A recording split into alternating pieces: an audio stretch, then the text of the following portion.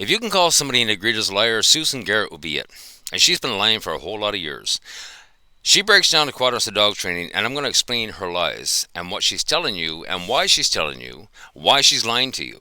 Okay? Because she has to know she's lying to you. Let's get into this. Number 297 created full back and forth dialogue. Let's just flip through this. I'm not going to do the whole video. Does reinforcement-based dog training really work? It does, but reinforcement-based dog training really work? If you sit down and read Skinner, you will realize that the answer is no, right across the board. Skinner wrote about behaviorism in the early 70s, and in that book, he clearly stated that punishment is the actual reverse of reinforcing. It doesn't reinforce anything, because once you understand what a behavior is, then punishment is off the table. Okay? And euthanasia is actually off the table as well. Once you define the word behavior, and I'm going to ask Susan Garrett to do that as well, and I'm willing to bet she can't or she won't do it because it's not in her best interest. Once you define the word behavior, then punishment is off the table. And so is behavioral euthanasia, and so is positive reinforcement, or what she calls positive reinforcement. And I'll get into that in a little bit. And my goal is to never use, and that is positive punishment. Now, really quickly, Skinner wrote 21 books and something like 180 papers through his whole career. And not once, nowhere in any of that literature have I ever seen the terms positive punishment and negative punishment. Skinner openly opposed punishment. And for Susan Garrett, she's actually done interviews with Ivan Balabanov. And Ivan Balabanov himself blames Skinner as well. Now, Ivan Balabanov on One Live sat there and he said point blank, openly, that it wasn't even a moral issue for B.F. Skinner. He openly opposed punishment. So I'm going to ask Garrett or Susan a question. Where did the punishment quadrants come from? Because if you're building up to IGP dog trainers, you should understand that the quadrants are actually coming from Conrad Most and his book Training Dogs. But he's the man that no trainer wants to talk about. They all try to keep him hidden, and they try to bury him with B.F. Skinner. Okay? That's the reality. What you're pushing as positive reinforcement is by definition not positive reinforcement. It's a primary inducement. That treat in your hand is a primary inducement. It's a bloody bribe. The punishment side of things is now compulsion. So your quadrants of dog training from Conrad Most are primary and secondary inducements and primary and secondary inducive compulsions. That's your quadrants of dog training. There's a reason why balanced training is also known as compulsion-based dog training. And if Susan Garrett doesn't know this, she better sit down and start reading some books. Number one from Conrad Most Training Dogs, and I'll even send you a copy of it. And sit down and read B.F. Skinner about behaviorism. Because once you do, you throw your entire career in the garbage.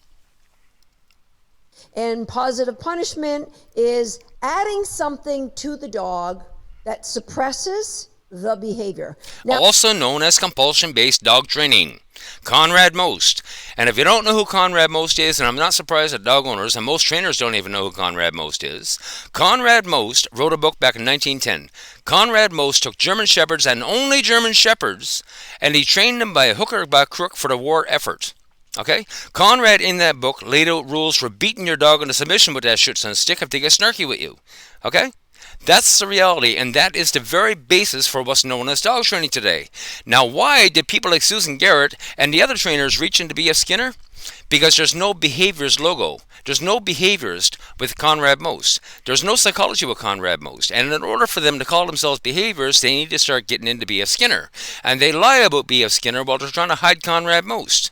This is the reason why they call themselves behaviorists, but the problem is not one of these people is even qualified to call themselves a behaviorist because they've never read B.F. Skinner, okay? And they don't even know what a behavior is. They can't define what a behavior is. Now, positive punishment can rarely... Let's skip this one. And we take it away, the dog finds it very punishing. Negative punishment, again, 21 books that Skinner wrote, 180 papers. I've never seen the term positive and negative punishment. Okay? What you're dealing with right now with negative punishment should be secondary inducive compulsions. Again, punishment. Dog's in the middle of eating and you take away their food bowl, that's very punishing. And that's why people say if your dog's eating, you should put your hand in there. And so... Control, a lesson from B.F. Skinner. This ought to be interesting. I haven't listened to this video. As a reinforcement-based dog trainer, we need to be cognizant. Calling yourself a reinforcement-based dog trainer and bringing Skinner into that mix is egregious lies, Susan. And if you don't know this, you might want to sit down and read a couple of books. Of when the withholding of reinforcement is very... Show me in any of Skinner's work where this is talked about. Show me in any of Skinner's works where all of this is pushed. punishing to the dog. And why is that? Why is that frustration so freaking punishing to a dog? I think B.F. Skinner in 1953 in Science and Human Behavior, he wrote something along the lines of, we are automatically reinforced when we control our physical world. Well, when we take away the ability to control... Okay, so now we got to define what a behavior is according to B.F. Skinner. Okay? There's two kinds of behaviors. There's one behavior or group of behaviors that are a result of emotions or instincts. So what is a behavior in that instance? It's your body's emotional or instinctual response to something in the environment. That's it. And once you understand what a behavior is, then all of dog training goes in the garbage because you cannot train the dog to behave. That's the whole problem. And Skinner was trying to explain that. Punishment, according to Skinner, is reverse of reinforcing. It doesn't reinforce anything. Punishment requires the constant threat of punishment in order to work because it doesn't change the intent. If you smack your child in the ass for stealing cookies, it doesn't change the intent because your intent and your free will is in your mind. Your mind has no control over your behaviors whatsoever. This is all limbic system. And again, Susan, if you do not understand this, then you're blatantly fucking ignorant. Control that. What's worse than putting a dog on a raised dog bed is putting him in a crate with a closed door. Because then they can watch or they can hear you train and they're going stark raving mad because it is so getting that reinforcement. So you didn't create the opportunity for them to learn how to wait for their turn and how to earn. So again, punishment is not reinforcing, neither is reward. Stop and think about that. B.F. Skinner was not a dog trainer. B.F. Skinner did experiments on animals in a lab in order to understand human behavior. But the biggest problem with methodological behaviorism, of which Skinner wasn't, Skinner was a radical behaviorist. And Skinner was very radical. Why was Skinner radical? Because he would tell you point blank to replace your dog with a human child and ask you what you would do different. Okay? What Susan is pushing right now is methodological behaviorism. And the first rule of methodological behaviorism under Edward Thorndike is don't you dare compare human behavior to that of lesser species. And that's exactly what Skinner was the reverse of. That's why they call Skinner radical. Reinforcement as they waited for their turn. And why is it so frustrating? I think it goes back to that line that Skinner said, that we are automatically reinforced by the ability to control. By the environment. If your dog is scared out in the environment, negative reinforcements in actuality generate behaviors. They are not punishment. Okay? The application of negative reinforcement is what Skinner called punishment. But yet, natural negative reinforcements in the environment are going to punish the dog in a way. The problem is, people like Susan Garrett, when a dog is being punished by something in the environment, they're telling you point blank to intervene, step in, and don't let the dog rationalize. You got to reward or punish the dog because they're afraid of something in the environment. The environment is punishing the dog. Now, Susan's going to tell you to reward the punishment that you don't even understand. That's environmental. Other trainers are going to tell you to punish the dog, layer on punishment, when the dog is already being punished by something in the environment, by a negative reinforcement in the environment. That's reality. This is garbage. We've taken away the dog's ability to control by putting them in a crate or by telling them they have to hold this position. And that... No, what you're trying to do using quadrants of dog training is force the dog to totally comply.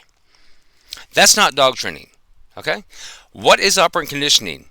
Can you even define operant conditioning? Because I know what dog trainers define as operant conditioning. It's a method of behavioral modification using reward and punishment. And the problem is you can't modify a behavior.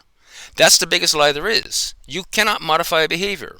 When you're teaching a dog agility, what you're doing in reality is teaching abnormal behaviors. That's what Skinner was doing in a lab. He was creating abnormal behaviors in his lab environment.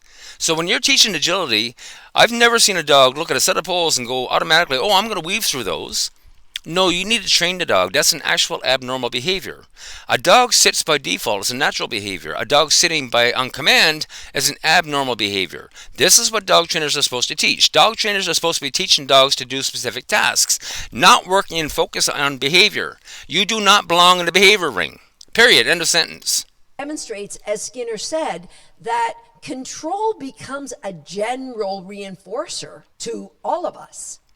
Now, Skinner also said that a punished animal is going to act in a punishable way because all it's going to do is stand there and stubbornly do nothing. Okay? At some point, when a dog is being punished for every goddamn move they make, at some point they're just going to sit there and stubbornly do nothing. That's called learned helplessness. Do you not realize that? I believe that's one of the magical things that people will often throw at those of us doing reinforcement-based dog training, well, You see, if B.F. Skinner were alive today, he would sue the entire lot of you for slander, libel, and everything else. That's the reality. Because you folks are lying so badly about B.F. Skinner and you haven't read his fucking books. you haven't trained a Malinois, have you? Let's get into Let's positive go over to reinforcement. The obvious one that we all of us who love dogs, we love to use reinforcement. And I know if you're listening to this and you're a balance trainer, I know you love using reinforcement. And Now here's the problem one more time. What she's calling positive reinforcement is garbage. It's an egregious lie. Okay? What she's calling positive reinforcement is actually primary inducements under Conrad Most. What Skinner defined as positive reinforcement wasn't have a treat. Positive reinforcement is basically about all of your desires, your wants, your needs, and everything else, and your desire to stay safe. So when your dog goes fight or flight and is showing aggression and reactivity to something negative in the environment, something that is scared of in the environment, that's the dog in positive reinforcement. What is positive reinforcement as defined by B.F. Skinner? Positive reinforcement is the removal of negative reinforcement. Negative reinforcement is the removal of positive reinforcement. So is punishment, the removal of positive reinforcement. Again, egregious bloody lies. This shit needs to stop. not ever suggesting that you use an equal balance of punishment and reinforcement. I know you guys are... Throw it all in the garbage.